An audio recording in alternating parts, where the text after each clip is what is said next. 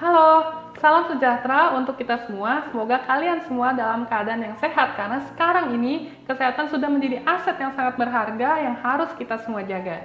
Izinkan saya memperkenalkan diri terlebih dahulu. Nama saya Kenneth Gunawan, saya dari Program Studi Akuntansi Institut Kuikianggi Jakarta.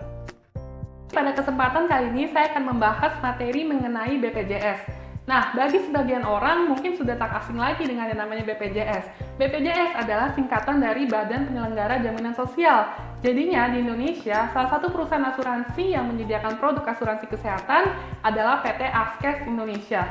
PT Askes Indonesia atau yang sekarang lebih dikenal sebagai BPJS adalah sebuah badan hukum publik yang memiliki tanggung jawab langsung terhadap Presiden dengan tugas utamanya yaitu untuk memberikan jaminan kesehatan nasional kepada seluruh masyarakat Indonesia. Jadi, secara resmi sejak Januari tahun 2014, pemerintah Indonesia mengoperasikan BPJS dengan produknya yang bernama BPJS Kesehatan. Dalam menyelenggarakan jaminan sosial tersebut, BPJS Kesehatan diatur dalam Undang-Undang Nomor 40 Tahun 2004. Dari program tersebut, pemerintah mewajibkan bagi seluruh warga negara Indonesia sekaligus WNA yang bekerja di Indonesia untuk memiliki asuransi kesehatan. Nah, jadinya BPJS ini memiliki manfaat yang sangat banyak dan menguntungkan bagi masyarakat Indonesia. Apa aja sih manfaatnya? Yuk kita simak selanjutnya. Manfaat yang diterima sebagai peserta BPJS Kesehatan. Manfaat yang pertama adalah semua penyakit ditanggung oleh BPJS.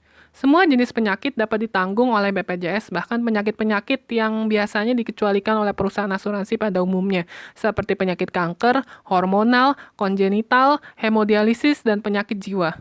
Manfaat yang kedua adalah medical check-up tidak diperlukan. Biasanya untuk perusahaan asuransi swasta, anggota yang memiliki gejala penyakit kritis dan atau di atas 40 tahun dikenai premi asuransi yang lebih mahal karena dianggap mereka akan segera klaim asuransi dalam jangka waktu yang dekat. Namun berbeda dengan BPJS yang memberikan fasilitas asuransi kesehatan tanpa melihat kondisi sebelumnya atau batasan penyakit. Yang ketiga, jaminan kesehatan seumur hidup. Artinya, seluruh peserta BPJS memiliki jaminan proteksi kesehatan seumur hidup. Yang keempat, prinsip gotong royong. BPJS menganut prinsip gotong royong yang artinya yang sehat membantu yang lemah. Hal ini membuat BPJS mampu memberikan jasa asuransi kesehatan tanpa melihat latar belakang kesehatan peserta dan mampu memberikan asuransi untuk semua jenis penyakit. Yang kelima adalah memiliki premi yang murah. Premi yang tergolong murah dari harga Rp42.000 per bulan per orang untuk perawatan di kelas 3 hingga Rp160.000 per bulan per orang untuk perawatan di kelas 1. Dan yang terakhir, pembayaran premi asuransi sangat mudah. Untuk membayar premi BPJS tidak hanya melalui mesin ATM saja, namun bisa juga melalui fitur My Bills dari Traveloka App. Selain itu juga bisa melalui layanan internet banking, mobile banking, bahkan bisa juga melalui Tokopedia atau GoPay. Nah, jadi bagaimana setelah mendengarkan manfaat yang akan diperoleh sebagai anggota BPJS? Pastinya tertarik untuk mendaftar sebagai anggota BPJS, bukan?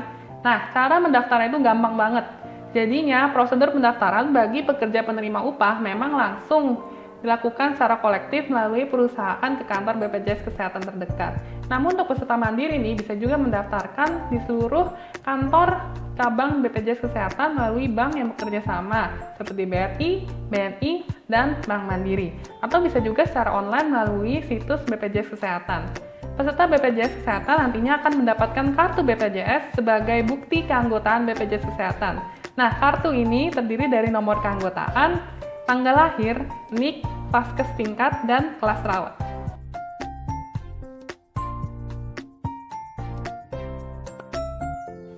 Jadi, untuk yang terakhir, saya akan menjelaskan mengenai cara klaim BPJS Kesehatan. Yang pertama adalah kunjungi fasilitas kesehatan terdekat. Setiap peserta BPJS Kesehatan akan mendapatkan daftar fasilitas kesehatan baik puskesmas maupun klinik yang sesuai dengan area domisilinya. Khusus untuk kasus gawat darurat, bisa langsung mengunjungi fasilitas kesehatan di mana saja. Nah, yang kedua adalah rujukan dari fasilitas kesehatan pertama. Jadi, fasilitas kesehatan pertama akan memberikan keputusan apakah Anda harus dirujuk ke rumah sakit atau tidak. Jika fasilitas kesehatan pertama tidak memadai, maka pasien akan dirujuk ke rumah sakit terdekat atau ke fasilitas kesehatan yang memiliki peralatan lebih lengkap. Nah, untuk yang ketiga, jika Anda harus dirujuk ke rumah sakit, maka jangan lupa untuk membawa kelengkapan yang diperlukan. Persyaratan dokumen yang harus dibawa adalah sebagai berikut. Yang pertama adalah surat rujukan dari fasilitas kesehatan pertama. Yang kedua adalah kartu tanda penduduk. Yang ketiga, kartu BPJS Kesehatan asli. Dan yang terakhir adalah fotokopi kartu keluarga.